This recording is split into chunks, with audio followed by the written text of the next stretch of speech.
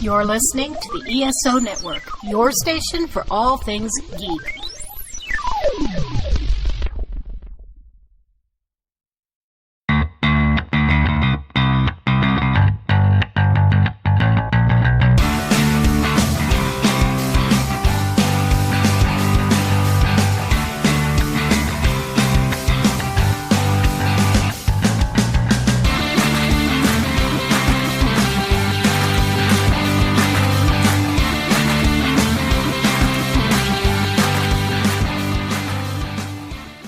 Hello, music lovers, and welcome back to Modern Musicology. I'm Anthony, and with me this episode, I have drummer, singer-songwriter, and all-round amazing person, Stephanie Seymour. Aw, hello. Thank you. That's a nice intro. And I also have drummer, publisher, writer, man of many, many talents that I am not including all of in that opening, Alan Seiler. Well, hello, Anthony. Hello, Stephanie. How are you both? Doing great, thank you. Doing great. Alan's a filmmaker too, right? Filmmaker, podcaster. Nah, don't say that. Okay. All-round genius. Yeah. Oh, you can say that, definitely. Well, this episode, they made the mistake of putting me in charge. Yeah. And we are going to be talking about bands and their fans. And this is the good, the bad, and the ugly. Mm-hmm. Because I think we all know there are fan bases out there that are really fantastic and are really, really kind and supportive communities. There are some bands whose fans are a bunch of insert expletive here. And then the third category I do want to discuss is artists or bands that supposedly have these fan groups, but you're not entirely sure the fan groups actually exist. I have an example of that. Interesting. So, okay.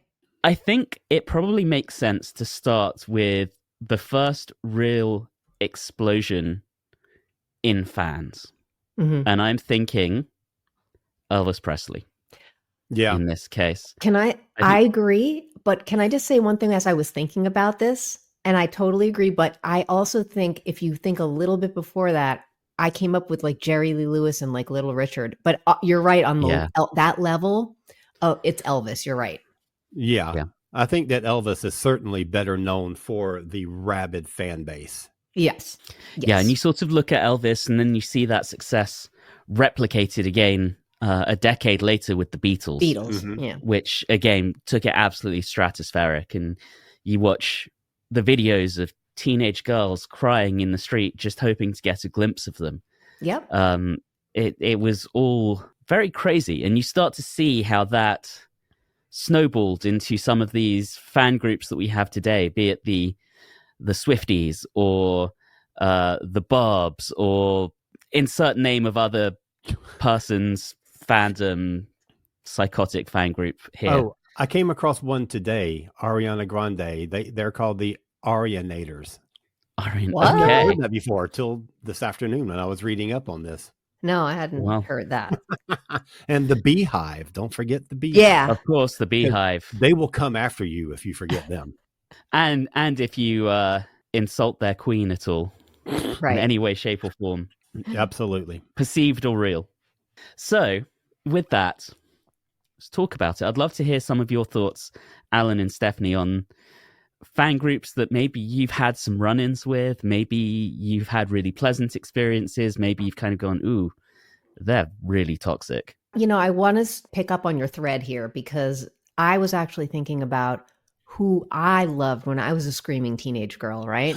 So this is why I went back and did that lineage like you were doing. So after, I was not old enough to experience the Beatles, but I was old enough to experience a few like manias, and one was Osmond mania because I got like Tiger Beat, Teen Beat when I was like 9-10 years old, and it was like, I know it's hard to imagine what that was like if you weren't there, but you see videos of like, I think it was like Osmond World Tour, and they made a record from it.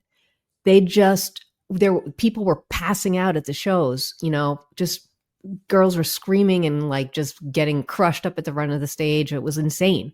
So also that, and at the same time, I think David Cassidy was another huge, same thing with him was going on with, again, you see footage, and I mean, he had a few years of a run there, and then it was just like done for him, But I'm pretty sure Leif Garrett was in that same yes, category. Leif was too, in the same category. Like yes. the crazed fans. It was insane.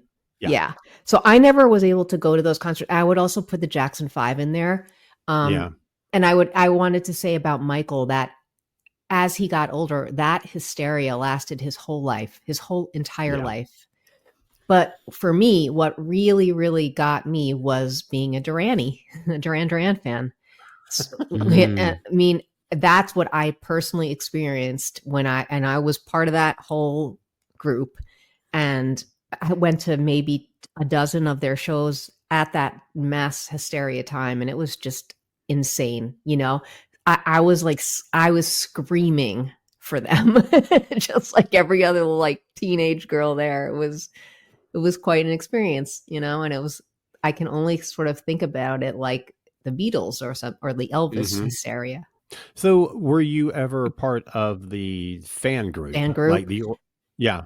Yeah, I did. I was like, I had like, I guess newsletters and stuff, if I remember correctly, that they would mail out and stuff like that. I mean, I think the only fan groups I ever really belonged to was theirs, the Police, the Go-Go's.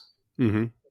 And I bought every single thing I could buy, like magazine cover. Here's a good one for Duran. There was a Tower Inn store in New York, and the line wrapped around the block.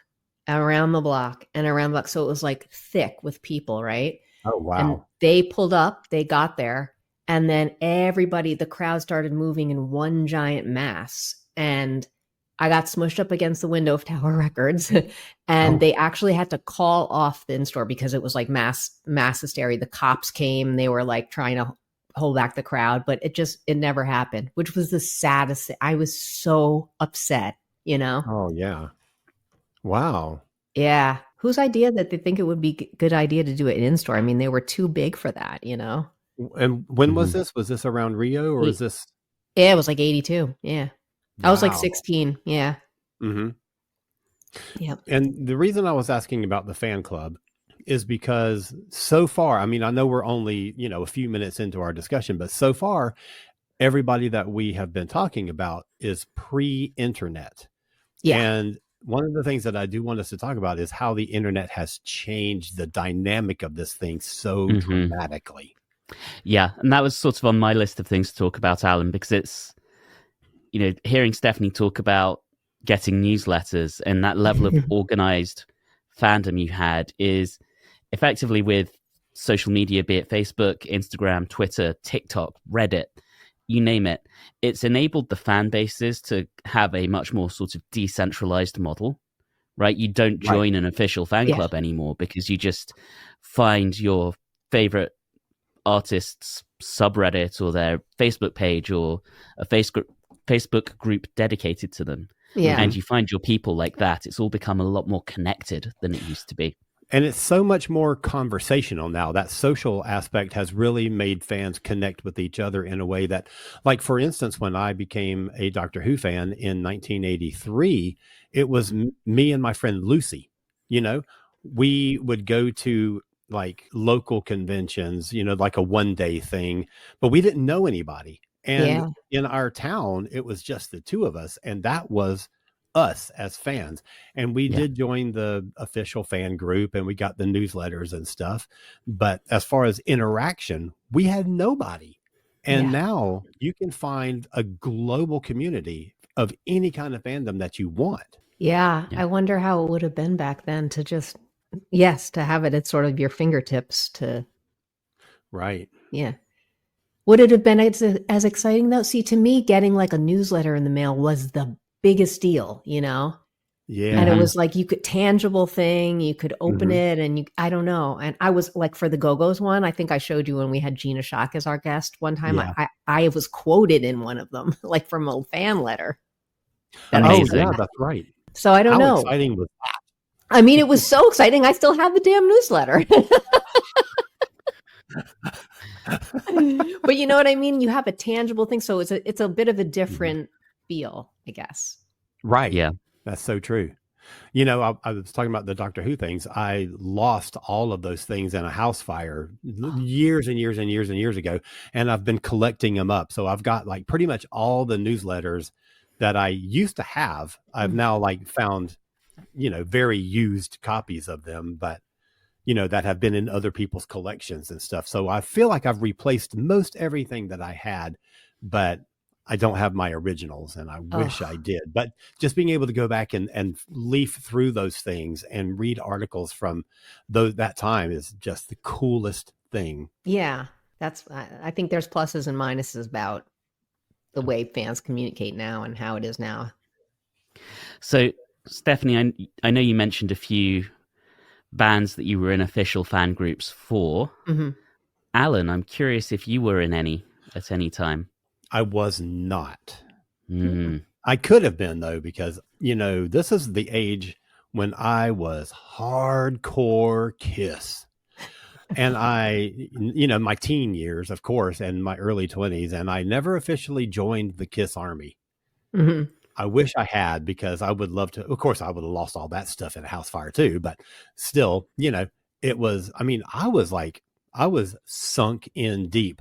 Like, I would collect Kiss posters and put them on my walls in my room, but I didn't leave any space in between them.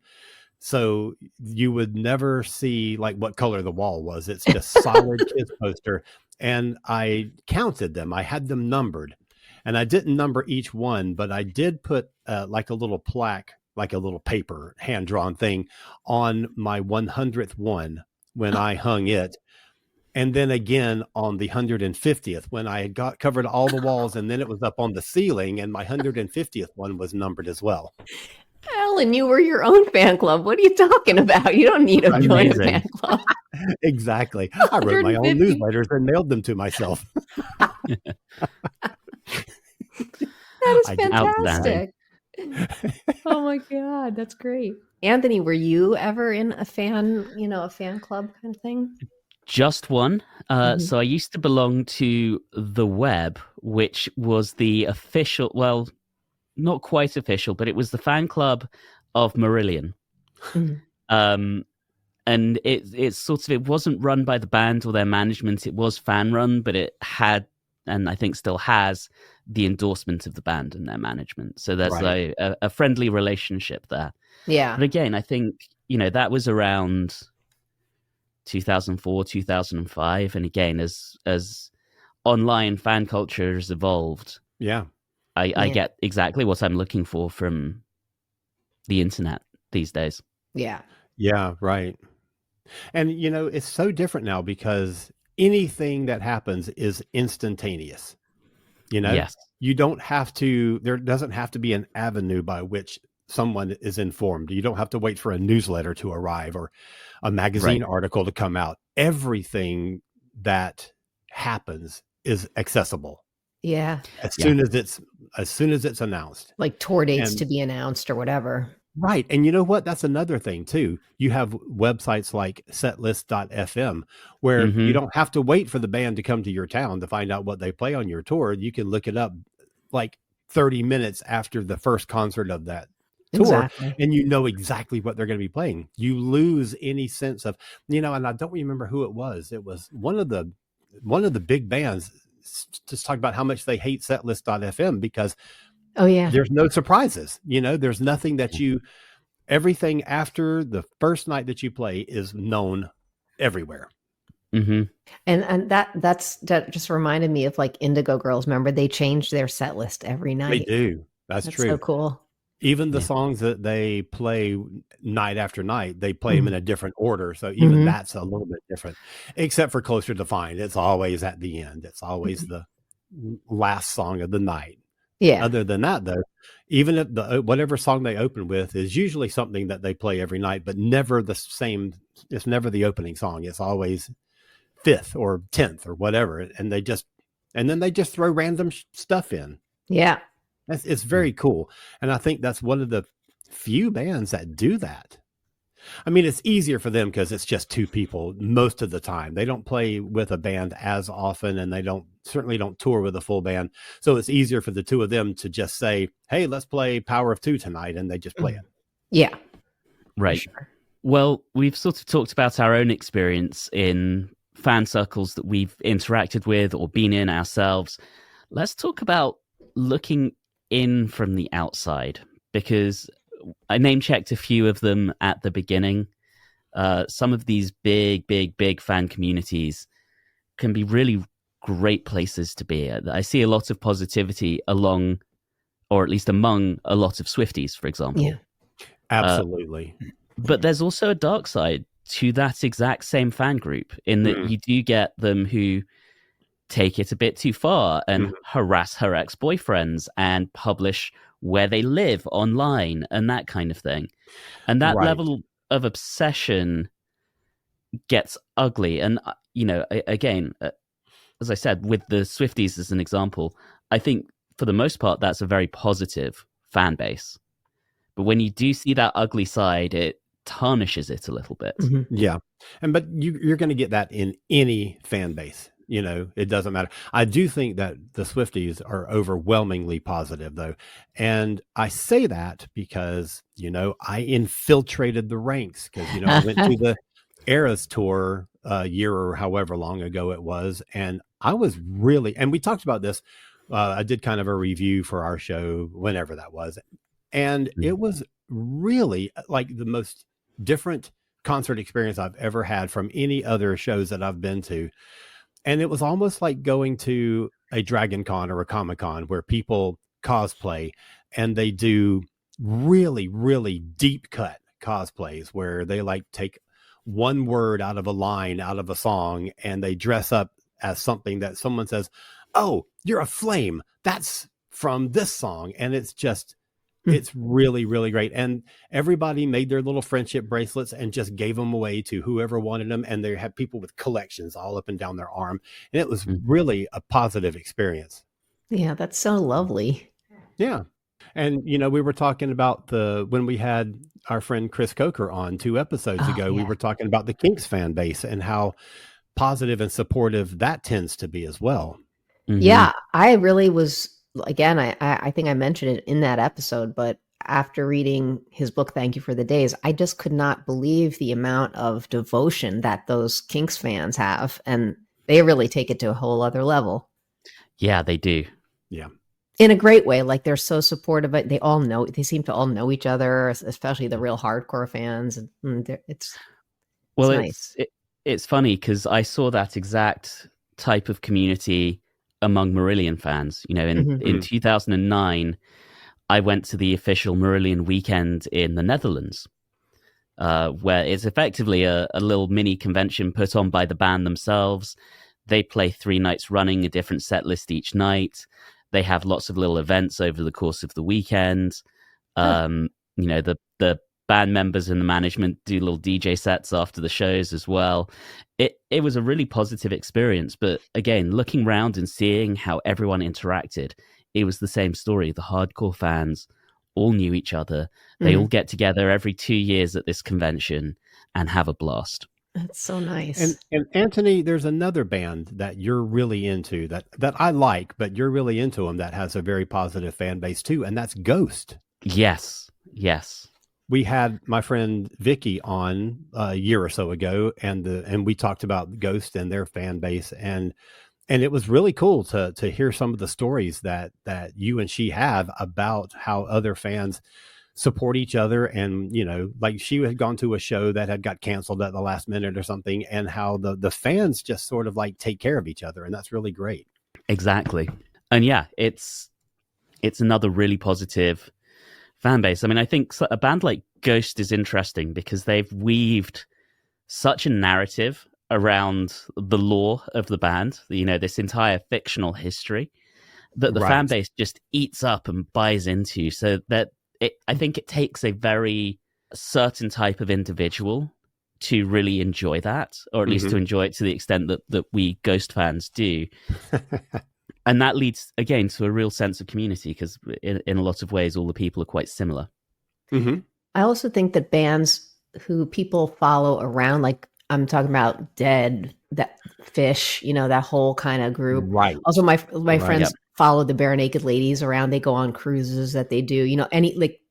My friend Andrea has probably, and her husband Tony have probably seen Bare Naked Ladies like, I don't even know, like 50 times, maybe more. I don't know. But, and they're so devoted. Like Tony made a guitar. Tony makes guitars, and he gave one of the guys the guitar. He played it on stage. I mean, it's like this whole really nice, it seems to me, because I don't really know that community, but it seems like a very nice, warm community. But I think that, like I said, Fish, Grateful Dead, any kind of that kind of yeah, twirly that bands. hippie crowd. Yeah. Man, we were, when my old band, the Aquanettas, was playing in North Carolina, we were on tour and we played at the Cat's Cradle. And unfortunately, it was the same night that the Dead were in town. And there was like 12 people, including my aunt and uncle and cousin at our show. Everyone was at the Dead. And all the Dead fans were staying at our motel. And it was kind of like, they're all walking around with like bare feet. It's like, I don't know when the last time they had a shower. Honestly, it was like pretty weird. Like, especially then, because I was so kind of like alternative punk and whatever, and just not, into that whole scene. But they were all really nice. Oh, I'm sure. Super nice. Well, did the Aquanettas have any other like fan experiences? The only thing I was trying to think about that, like the only thing that I'll say, and this is going to come off as kind of maybe mean, and I don't mean it to be like that. I really don't. But I know that other female bands have said the same thing, so I know I'm not off base about this. Right. But it seems like the devoted male fans of female bands, like all female bands or female artists, whatever, are sort of sometimes different than the devoted female fans of male bands. And in that the male fan is sort of almost like there's a nerdy quality to many of them. So kind of like, I don't know what it is. It's sort of like a very introverted, like, I can't explain it, but it's not like screaming, like, or, not that guys really do that anyway, but there's almost this kind of like, I can't say anything other than a kind of a little bit bookwormish quality. Not all, of course. And of course, a fan is a fan. You want, I'm so happy for anybody that loves our music or anyone's music, But it was just sort of a little bit of a pattern that we noticed as we went from show to show. Interesting. I don't know. That's cool though. Hey, I don't want someone like being, overly aggressive to me. So I like a shy, person who's going to be kind of like, hey, will you sign my record? And just, like, yeah. Well, I mean, that's good though, that you never got any of the, the aggressive male energy coming at you, with like treating you like tits and ass, that kind of thing. Yeah, exactly. That's another really good positive way to look at it too, because it wasn't like that. It was like they were always really respectful, I thought, and just really they just like the music, Right. Yeah, that's great. Rather than like girls who are screaming for a Beatle who just want to, Paul, which is, I'm sure they love the music, obviously, but it's a different thing, different vibe. Yeah, I know what you mean. Because, like I hang around in some of the, internet groups for some of the, the acts that I like, Heart and Benatar and, the Bangles and that kind of thing. And I do see some of that stuff. Now, that's not directly in person to a performer, but it is within that group where they're like, oh man, they can't just say what a great guitar player Nancy is. They have to talk about how hot she is, Right. Why can't it just be she's a good musician? Yeah. I know. Drives me bananas. But whatever. I mean, it's fine. But it's like, but there's no separation. Yeah, exactly. Interesting. We've talked about some positive fan bases. I'm curious, are there any fan groups that you perceive as being overwhelmingly negative? The one that immediately comes to mind for me are the Juggalos. Oh, Good yeah. one. you know, with the Insane Clown Posse. Nicki Minaj's hangers-on, the Barbs, are often a bit crazy as well. And I hope they're not going to come and dox me for saying that online. See, I didn't know that's what they were called. And when you Yeah. said that earlier in the episode, I was like, I don't know who he's talking about. Yeah, that's the Nicki Minaj I see. fan population. So what's their deal? Do tell. Well, I mean, I think as a person, she is fairly opinionated and says some very questionable things, and her fan base are pretty diehard. And if you disagree with the controversial things that their idols say, they will come for you. I see. Right. So Yeah. they're like, they're kind of vicious. Yes. And I think that there's there's a different percentage in any fandom for the protective ones. Like and just this afternoon, I was looking at a post. So Heart just restarted their tour after, they had been on tour last year and then they had to take a break. And, and it's mainly because of Anne's health. She had to go through chemotherapy and, so they've started back up, and their first show was a couple of nights ago. And she doesn't sound good. I'm just saying it. Yeah. And I hate to say it, but you come in these groups and people will post a video and you aren't allowed to say that. Oh, yeah. Everyone will rave about how amazing. I mean, and it is amazing that she has gone through chemo and, and she's in a wheelchair, but she's on stage and she's doing this. And yes, it is great that she's doing that, but I'm sorry, I'm not allowed. And you know what? A year or two ago, one of the first shows that they did coming back, brand new band, and they played one of the songs and it just fell apart. Like it was just a train wreck. Mm-hmm. And I commented, man, that was a fucking train wreck. And I got lambasted because I said something negative about our heroes. But I'm like, you can hear it for yourself. It happened. Right. Why can't you be honest or objective about it? Yeah. Yeah. Yeah, of course. It's like, it's kind of what's going on in this country right now, though, right? Like, no, that's not happening. No, that's not happening. Boy, politics.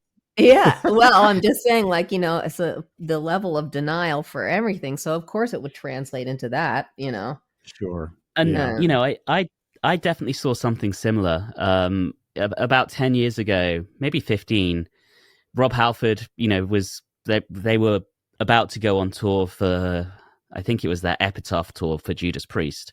Mm-hmm. And Rob Halford's memory at the time was getting really bad. Oh. And he spent most of the show kind of hunched over his auto cue for a few tours there. And I made a comment about that online and just, how well I respected everything Rob has done and clearly still has a great voice.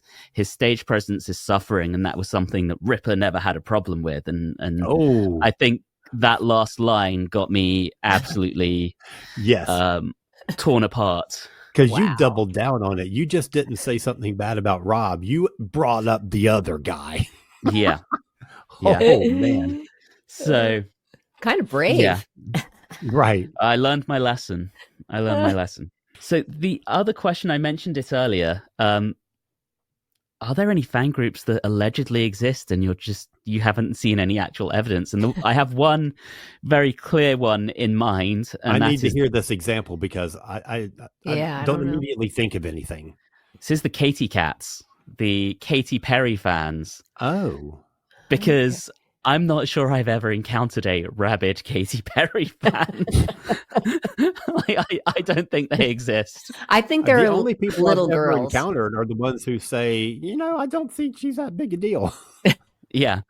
Well, it's funny because there's this YouTuber I watch called Todd in the Shadows. He's phenomenal. Go check him out. He does a lot of music analysis. And there's one video where he has a series called Trainwreck Records. And he dissects records that have a reputation for being bad. And he did Katy Perry's, I think, third album, Prism. Mm-hmm. And he's basically said, look, I've been doing this a long time. I've had just about every single fandom on the planet come for me over my opinions. This group, nothing. Wow. They That don't is like, exist. Either they acknowledge that this is an incredibly flawed album, or they don't exist. Wow. Wow. That's hilarious. I can't think Yeah. of any that I don't really explore the internet for like fan bases. You know what I mean? I'm not really, but maybe like what you said, Alan, like a few for Pat Benatar or something like that. Like, what's actually really, I'm going to go back to a nice fan base, Rick Springfield's fan base. I find like the older Hmm. crowds seem to be Right. like, they're just grateful that they're, the musicians are so happy they're still playing, they're making music, they're touring, people go see them. I feel like those fans and those relationships between the artists and the band is really special, Mm-hmm. No, that totally makes sense. Yeah, I can't think of any bands that their fans don't exist. That's hilarious about Katy Perry, though.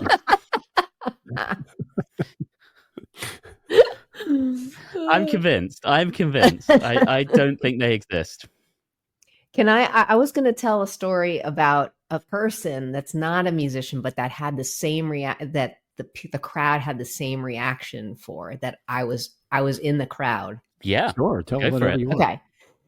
Because it was like a Beatles-like reaction. Wow. When I worked at Virgin Records, I had to take Mariah Carey to a VH1 Save the Music event, and you remember what that, like, they would basically be trying to raise money for music in schools and stuff like that. So Mariah was speaking at this event in Newark. I took her, and the other speaker, or one of the other speakers, was President Bill Clinton. Now, he walked in the room. First of all, he walked in backstage, and we're all backstage, stagehand. I'm talking about with the stagehands and everyone. And he literally shook everyone's hand and said, "Hi, hey, I'm Bill," like as if we didn't know. But like it to every single person. So I get to shake his hand, and I'm like, "Holy shit! I can't believe he just shaking everyone's hand." You could see him coming down towards you, and you're like, "Holy fuck!" And then, so the event starts. I'm in the audience, and they introduce everyone, and then he comes out on stage, and everyone jumped out of their seats. These are kids, like they're like inner city kids, like parents, and like just people, and they started screaming like it was the Beatles on stage for him. I'm not kidding. It was crazy. Mm-hmm. Like his popularity was through the roof. And this was after he was actually president, obviously. But yeah. But also, when he was campaigning for president, he did a lot to really, embrace and court the MTV generation, we'll call it, the totally the media saxophone generation. Like, on the he would get up with a band and play saxophone. Yeah, he was just cool. Yeah. And I think that he portrayed himself as relatable. Yeah. And people bought into that. Yep. And then Mariah had to speak after him. That was sad. Oh dear. Or Mariah. Yeah. We were talking a minute ago about the sort of the small percentage of a fan base that can turn negative. And my partner, when we were talking about this before we started recording, introduced me to a phrase, parasocial relationship. And that is a one-sided relationship between a fan and either, I looked it up on the internet, so I know this is the right definition, either a media figure or a fictional character. Okay. Now, how odd is it that and I'm sure it means like an actor portraying a character. I don't think it means like, Huckleberry Finn or something that you would read in a book. I don't think anybody is that hardcore for Huck Finn or whatever. But it's interesting that people feel like they have that connection to this person that they have ownership of, or some kind of like back and forth. And he mentioned this in sort of in terms of like Taylor, and she has actually done a lot to court her fans. She like just randomly shows up at a birthday party or somebody's wedding or something, and she has invited her fan group, select people to come to her house and listen to a new album, do a listening party for them. And she just does all these things that no other artist, especially no other artist operating on her level, does. So I do understand how some of these people feel like they, maybe have a relationship that doesn't actually exist. Because she's so personable, she's so relatable, and I think people really gravitate toward that. And some people take it too far. I was going to say that, and I think you could right away see how that can go wrong side up, because people with stalking and all that stuff, because, people look what happened to John Lennon. I mean, these people think they know, they take it like if you have a mental illness, and you develop this kind of, relationship, let's say it's a whole relationship, then you could see how it can go too far for sure. Well, yeah, I mean, it's Misery, that Stephen King book. It is exactly that. And that's obviously an extreme example of it, but it's not too far removed from some of the things that we're talking about, like the Lennon assassination. Yeah. A lot of bands a lot of people have to get restraining orders and whatever. Right. And I mean, if you even just recently with the tennis player, did you see that I can't think of her name, but she was playing a match and she saw her stalker sitting in the audience and she started bawling, and her opponent went over to console her because they didn't know what was going on. And then they had to get the guy forcibly removed. But this is that this happens all the time to people. Wow. Yeah. Holy smokes. Yeah. And just to come back to it, I think the internet and social media to an extent has exacerbated it, because you're right. There's a level of connectivity with bands and with artists that you just didn't have 40 years ago. Yeah. And, you look at someone like Taylor Swift, who is very public with things like Instagram and social media. Fans really can get that idea that they know someone that way, in a way that they just couldn't have 40 years ago. I mean, a few people probably still did, but in general, at that level of feeling like someone else's life is just a lot more prominent now. Sure, if someone's plastering pictures all over the internet of themselves, and totally. Right. But, there are artists who get onto message boards and stuff and respond, will have conversations with their fans. And Bowie was one of those people. I mean, he did it under an assumed name, but his inner circle of his fans knew. He used the name Sailor, and that was sort of a nickname that had been floating around for a long time. So everybody kind of knew it was him. Wow. And he was one of the earliest adopters of message boards. And he would get on and just talk to these people. Huh. Yeah, I know. Very cool. Yeah, very cool. Of course, that was in the days before podcasts. Now, all of us famous people, we just record episodes and, Well, Alan, I mean, not all of us can be acclaimed podcasters, writers, filmmakers. Oh, God. If only any of that stuff that I claim amounted to anything at all. Oh, come on now. Working on it. All right, Alan Silas stands. We want to hear from you. Oh, God. On the message board. I don't think even my partner would chime in on that one. That's amazing. So, another thing that I hadn't originally thought of, but I was kind of thinking of it this afternoon, is fans of different genres of music. Metal fans against prog fans, or metal fans against punk fans, or any rock and roll fan back in the 70s against disco fans. I think they burned them. Oh my gosh. It's interesting because I think, you talked, Alan, about metal versus prog and metal versus punk. And I think what I'm seeing now is in the kind of heavier, edgier music genres, there's a lot less kind of dislike and distrust between those fan groups. I mean, I remember growing up, there was a big thing in high school of metal versus punk. And if you liked punk, then, you couldn't hang out with the metal kids and all that kind of stuff. I don't think that's a thing anymore. I hope not. I do feel like, the internet and things like Spotify have homogenized music in a way that really hasn't existed prior to like the last 2 decades or something, because everything used to be so much more compartmentalized. I also wonder if it's different in America than it is in England, because in England, at least in the 60s and 70s, you had one radio station, and anything that got played on like BBC radio or whatever. And Right. I wonder if it wasn't until the rise of like pirate radio where you started to really get some diversity in what was being offered, that some of that stuff really started to happen over there on that side of the pond. Yeah. I also, though, think that, you're saying now that it's more, there's not as much, animosity between those groups, Anthony. But I think that all began also with, the hardcore scene, when there was a real kind of joining of like the metal, the real hardcore metal sound and the punk sound, bands like Anthrax, bands like Overkill, stuff like that.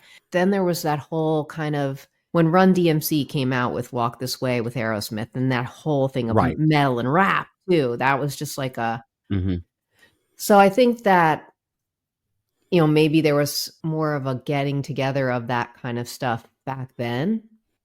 And maybe it was lost along the way, and it maybe split at some point again. And now maybe it's coming back together. I don't really know, but you're more of into the metal scene than me. Yeah, and I think it has split and come back multiple times. I mean, you saw some of it again in kind of the early to mid 2000s when metalcore emerged, which really was the kind of crossover between metal and hardcore. Yeah.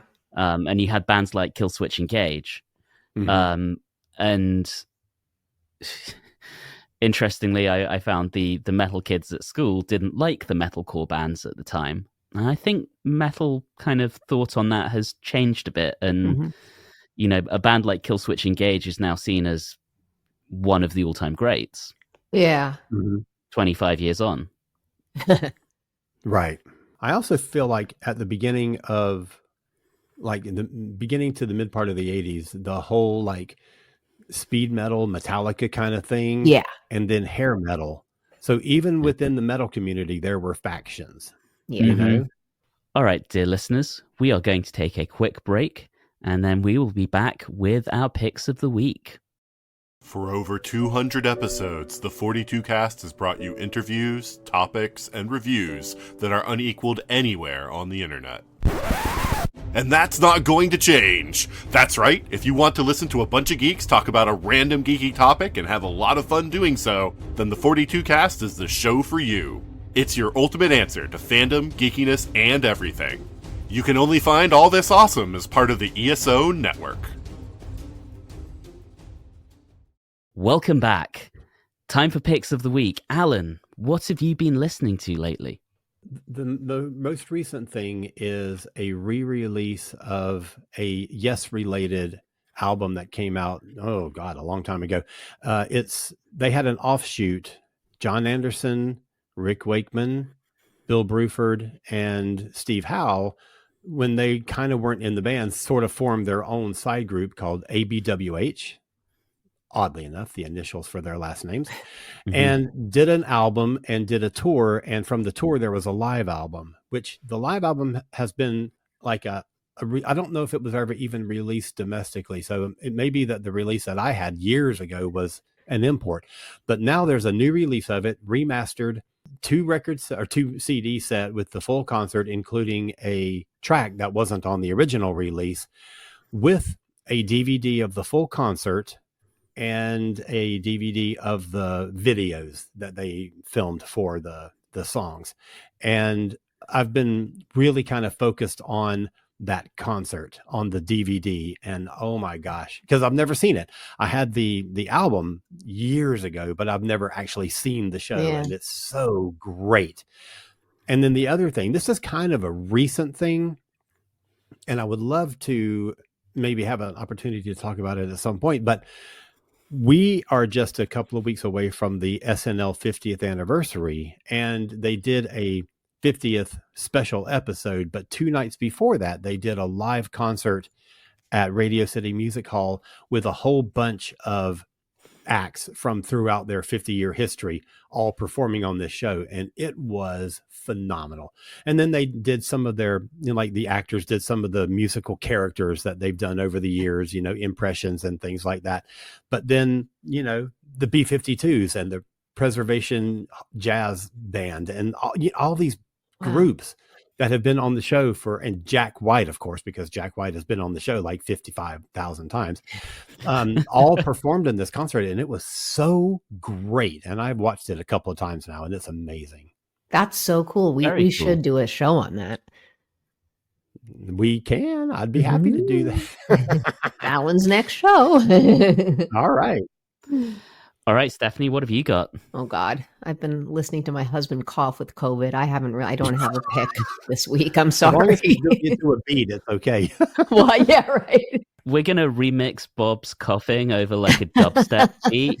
There It's you going to be go. the next big thing. Oh, and you can heat it up with my COVID fever right now. So yeah, we're doing great Gonna- over here. Oh my gosh. We're going to take your household's COVID symptoms viral. Yeah. Viral. Oh, that's clever. Ooh. All right. Oh. Well, I have a couple of things that I've been listening to because there are new bands. No, there are bands in the process of putting out new albums. So Bloody Wood have steadily been releasing some new tracks that have just been absolutely killer. Sparks have put out a couple of new tracks for their new upcoming album, Mad. Marina has put out a new track called Butterfly. Arch Enemy are about to drop a new album, so I've been listening to them a lot. It is a crazy time for albums right now, and It's everybody that you love. It's all doing stuff right now. What's up I with know. that? That's crazy. it's very exciting. And Stephen Wilson's dropping one soon, although he What? hasn't. From what I hear, that album is one track, like a 40-minute long track. So Hell yeah. Um, We're going to be seeing him on tour. So I bet you We 40 are. minutes of that concert is going to be that track. I would think so. I would think that's so. going to be amazing. Nothing has dropped from his new album yet for an obvious reason. Right. Oh, it's two tracks. I apologize. It's Oh. two.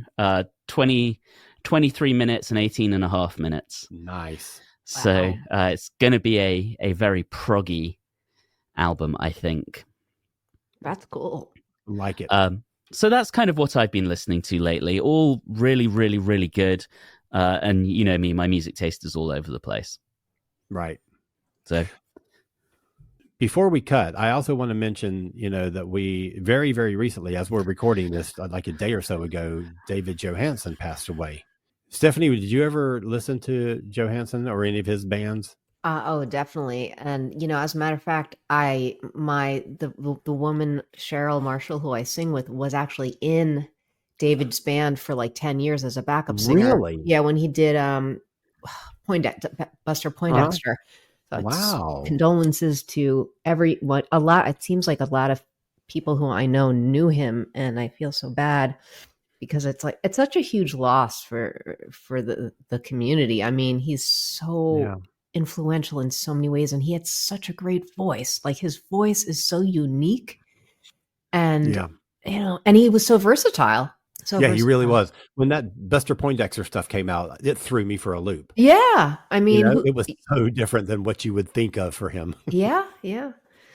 So yeah, it's really, really sad. I mean, I guess like Cheryl was saying, in a way, as someone who's so sick, it's obviously probably a relief to not be suffering anymore. But it's like a totally sad, terrible loss. yeah, I'm not a huge fan of him. I'm not that familiar with his work, but I did enjoy his work in the New York Dolls. I mean, you talk about a groundbreaking band. Mm-hmm. Yeah. So yeah, sad loss, I think. Yeah. And Stephanie, that's Cheryl who sang back up on your track. That's There Was right. a Time. And That's also my right. album, There Are Birds. Yeah. That's right. So fans should go to YouTube, run right now to YouTube and look up There Was a Time, and you can see Cheryl in the video Yeah. as well Amazing. as Stephanie singing the song, Cheryl is and Bob amazing. playing guitar and our buddy Ira playing drums. Yep. Yeah. It's just another it's a plug for star-packed video. No. right. Oh boy, that's funny. Well, I think that wraps up our conversation for this episode. We will be back next time. Alan, do we know what we're talking about next time round? Rob has an author lined up for us. So the book is called Too Much Too Young, the Two-Tone Record Story, and it is by an author named Daniel Rachel. So we will be talking with Daniel. Very cool. Well, looking really forward cool. to that. Mm-hmm, Yeah. Absolutely. All right. Well, thank you everyone for listening in, and it's been a delight. Alan, where can everyone find you? Well, I'm right here. Over yonder. Oh, okay. Yeah. So go to cosmiccreative.com and check out all the crazy shit that I got going on. How do you spell cosmic? Oh, yeah. It's with a K and with a Z because why not? Why not? So it's KOZMIC creative.com. And then Stephanie, what have you got going on that you want to plug? Okay, well, my usual, you could find me at Stephanie Seymour Music on Facebook. You can find me on Instagram at there_r_birds. And I have a website, therearebirds.com also. And you can find me on Bandcamp and all the Spotify's and all the streaming platforms and stuff. Love What it. about you, Anthony? Well, as always, you can also find me on the Watchers in the Fourth Dimension podcast, watching our way through the entirety of Doctor Who from 1963 until now. And we have just come to the end of the Tom Baker era. So we are wrapping that up right now, and we'll be moving on into the Fifth Doctor with Peter Davison very, very shortly. So as usual, you can find Watchers in the Fourth Dimension wherever you like to get your podcasts, whether that's Spotify, Amazon Music, Apple, etc., etc. You can find it there, including probably wherever you're listening to this one. All right, well, that truly brings us to the end of the show. Thank you again, everyone, for listening, and good night.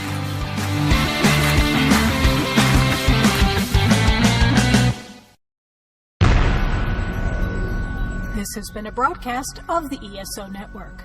Be part of the crew and help support our shows by donating to our ESO Patreon or by shopping at the TeePublic store, which can all be found at www.esonetwork.com. The ESO Network, your station for all things geek.